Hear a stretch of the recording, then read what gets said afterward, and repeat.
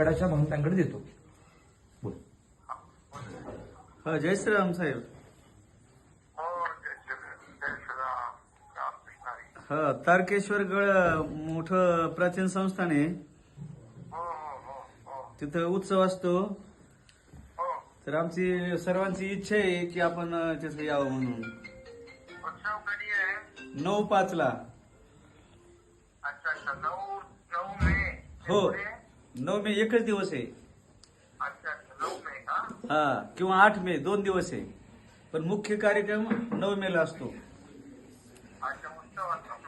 हो, आणि 1.5-2 लाख समाज येतो तिथं 9 तारखेला.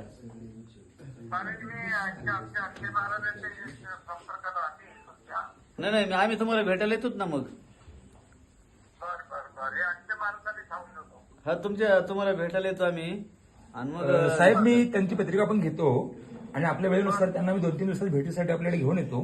काय श्री जयवंत महाराज बोधले ते मानकोजी महाराजांचे वंशज आहेत सर. एक मिनिट बोल. रामकृष्ण हरी सर. हा, काही नाही, इथं अकोलनेरला खूप मोठा उत्सव चालू आहे तुकाराम महाराजांच्या सदैव वैकुंठगमनानिमित्त. मी आलो होतो, आता माझं कीर्तन झालं. तुकाराम महाराजांच्या समकालीन मानकोजी बोधले महाराज म्हणून एक संत होऊन गेले मोठे. हा, तर मी त्यांच्या परंपरेतून येतो. म्हणजे मी 11वी पिढी आहे माझी. हा, बार्शी तालुक्यात धामणगाव नावाचं एक मोठं क्षेत्र आहे साहेब. आणि अक्षय महाराज भोसले हे माझे अत्यंत जिवलग आहेत. मी त्यांना घेऊन आपल्याकडे येतो. धामणगावला आपण एकदा यायचं आहे. धामणगाव म्हणजे बार्शी तालुक्यामध्ये आहे.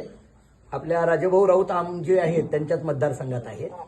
हा, तर मी येतो आपल्याकडे साहेब, आपण जाऊया धामणगावला. Sir, thank you.